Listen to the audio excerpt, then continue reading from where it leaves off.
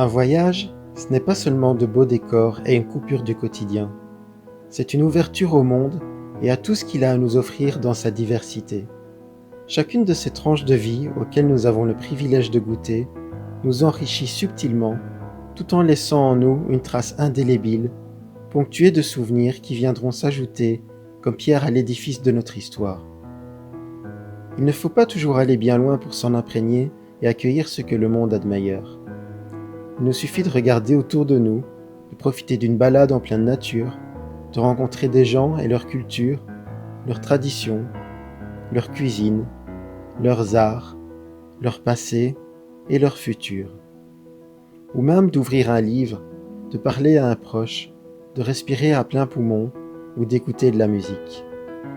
D'ouvrir les yeux pour réaliser à quel point la nature est belle et indispensable, de savourer chacun de ces instants qui nous est offert et de prendre conscience que nous faisons partie d'un tout qui nous dépasse, mais qui ne cesse jamais de nous surprendre, de nous émerveiller.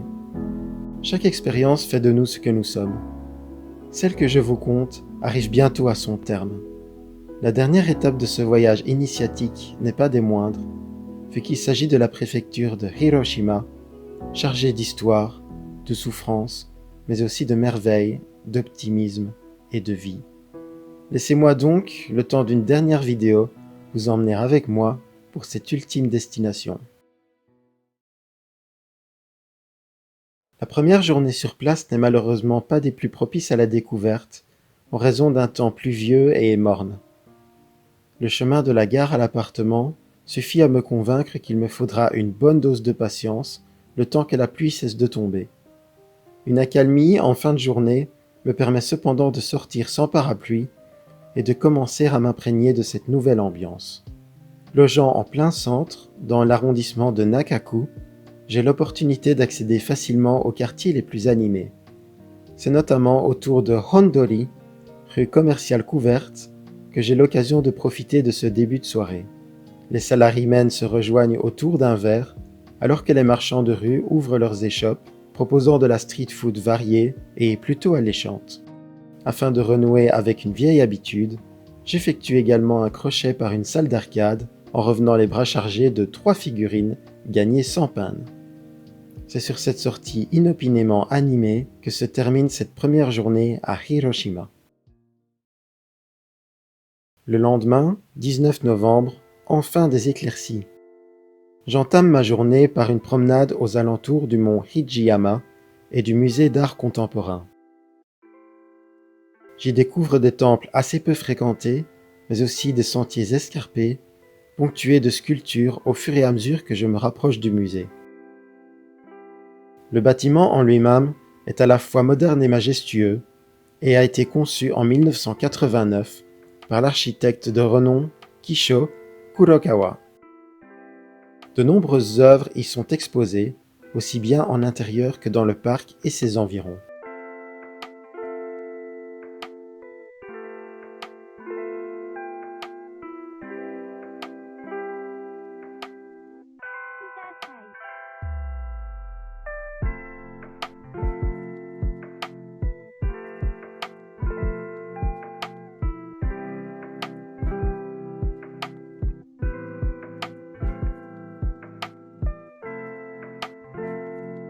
Direction ensuite vers l'incontournable parc mémorial de la ville de Hiroshima.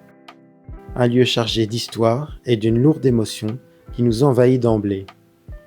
Entre les chants des écoliers, la flamme de la paix et le musée commémoratif, on y trouve aussi diverses structures érigées en mémoire du bombardement de 1945, telles que le monument de la paix des enfants, plusieurs statues et les portes de la paix, cadeau de la France à Hiroshima, et portant l'inscription du mot paix en 49 langues différentes. Mais c'est bien entendu le dôme de Genbaku qui est au centre de l'attention. Aussi connu sous le nom de Mémorial de la paix de Hiroshima, ce bâtiment a résisté à l'explosion de la bombe alors qu'il se situait seulement à 140 mètres de son hypocentre. Désormais partie intégrante du patrimoine mondial de l'UNESCO, il symbolise l'espoir, la paix perpétuelle et l'abolition internationale de l'arme nucléaire. Une structure qui impressionne et force au respect le plus total. Après une pause de midi magnifiée par de délicieuses brochettes de bœuf et du kimchi, je pars à l'exploration de toute la zone située à l'est du parc. Le château de Hiroshima est une immense bâtisse datant à l'origine du XVIe siècle.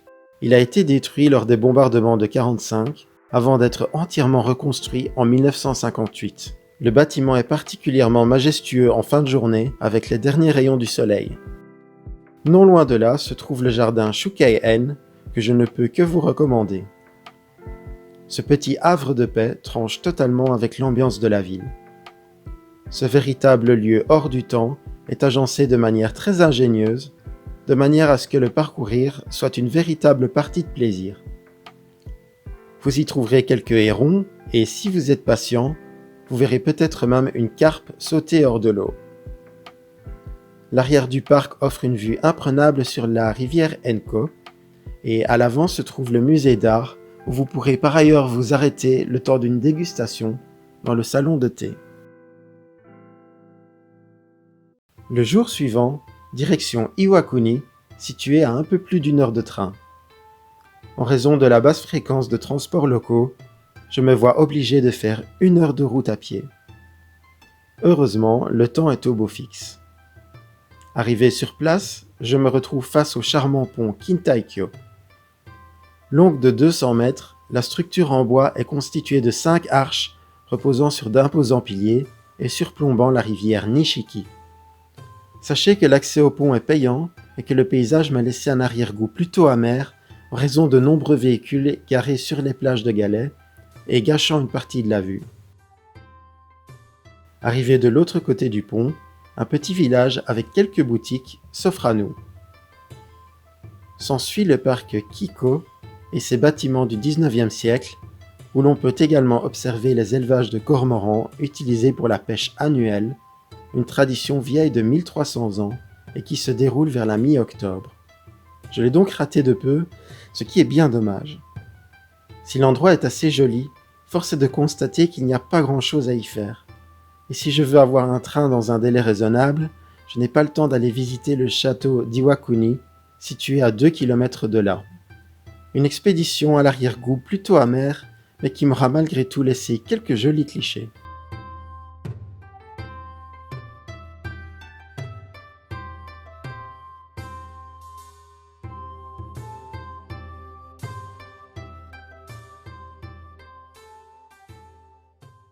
Pour le dernier jour complet dans la préfecture de Hiroshima, je pars pour l'une des expéditions les plus notoires de la région, l'île de Miyajima. Un peu inquiet par la masse de touristes à la gare, je constate que celle-ci se disperse assez rapidement au fil du temps.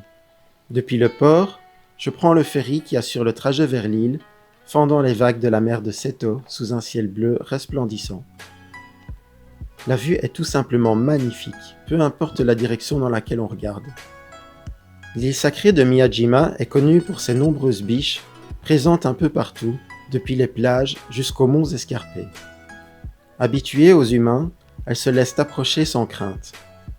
Mais l'île est également connue pour son célèbre torii, symbole emblématique du Japon. Malheureusement, ce dernier était en travaux lors de ma visite. Les locaux, très optimistes, expliquent qu'il s'agit d'une chance car le voir couvert est plus rare que de l'admirer à l'air libre. Il s'agit donc d'une sorte d'exclusivité. Une manière bien positive de voir les choses.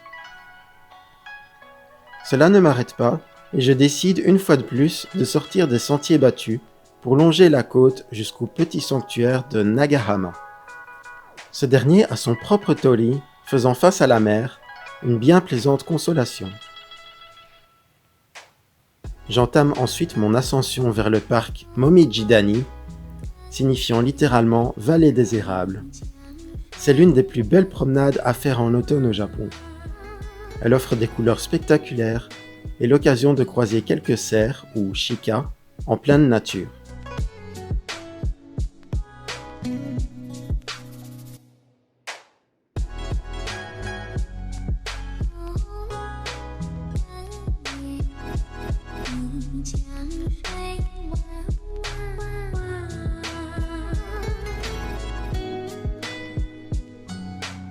Au terme de cette balade, il m'est possible de visiter le temple Daishoin, parsemé de nombreuses décorations originales, dont notamment ces amusantes statuettes à bonnets colorés.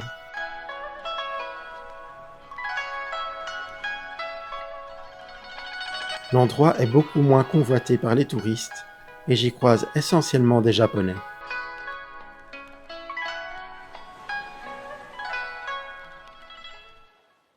Je redescends ensuite vers la plage pour la dernière visite de la journée, le fameux sanctuaire Itsukushima. Faisant face au Torii, ce lieu sacré surplombe également la mer à marée haute. Ce sanctuaire shinto fut fondé il y a presque 1500 ans et possède sa forme actuelle depuis bientôt 900 ans. À l'époque, l'île était tellement sacrée que les visiteurs n'avaient pas le droit d'y poser le pied. Ces pontons étaient donc destinés à accueillir les bateaux et ses occupants, qui pouvaient ainsi admirer l'île sans en fouler le sol. Par chance, un mariage traditionnel avait lieu pile au moment de ma visite. J'ai donc pu admirer l'ensemble de cette belle et élégante cérémonie, dont voici quelques images.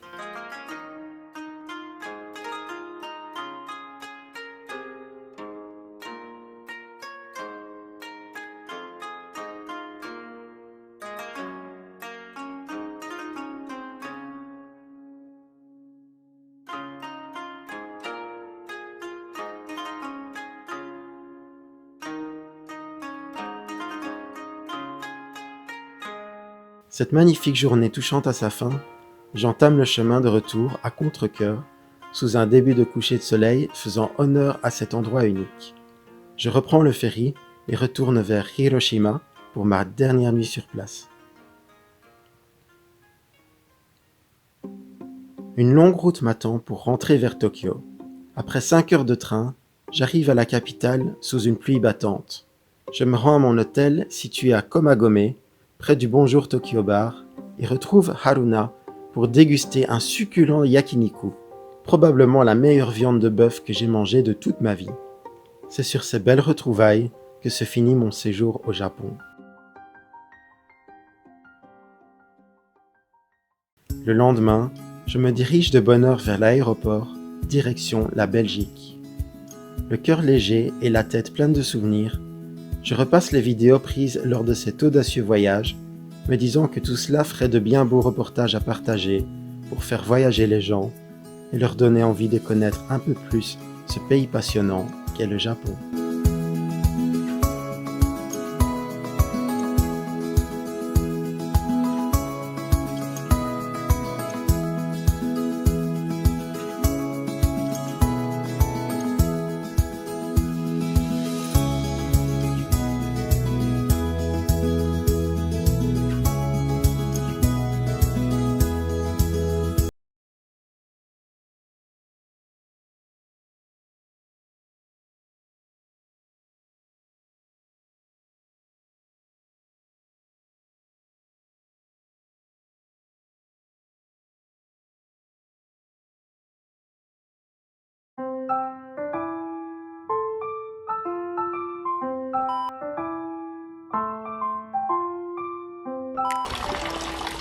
Ça donne un peu envie de pisser.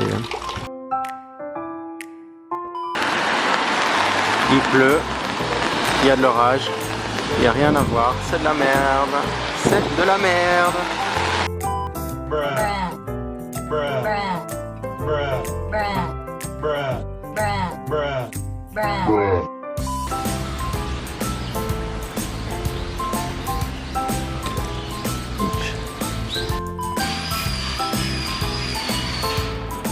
Il se fout de ma gueule lui, juste au moment où je commence à enregistrer.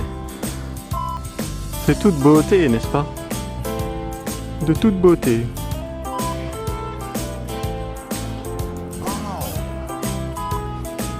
Ouf, la grosse araignée.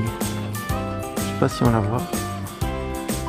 Alors pour atteindre le sommet du mont Kinkazan, que je suis en train d'escalader, il y a une piste facile et une piste difficile. Ceci est la piste facile. Adieu. C'est des malades ces vieux. Tous les petits vieux que j'ai croisés, c'est des malades. Oh. C'est même plus un escalier, c'est de la roche. C'est de la roche à escalader. Ils sont fous. Ils sont complètement fous. Mais c'est joli. Dans la jungle, terrible jungle, je me suis perdu ce soir. Ah oui! There was supposed to be a shrine, but I don't see it. Instead, I see a bridge, and the bridge is moving a lot. I'm not rassuré. Je sais pas pourquoi je parle en anglais, mais ouf, il faut vraiment pas regarder en bas. Et ce qui est cool, c'est que là, je fais l'aller, mais après, je vais devoir faire le retour. Ce qui m'enchante énormément, parce qu'il y a limite une falaise de chaque côté, donc on peut même pas compter sur la pente pour amortir la chute si on tombe. Et en plus là c'est génial parce qu'il y a de la boue, donc ça va glisser, voilà, c'est génial, c'est exactement ce qu'il me fallait. Et voilà.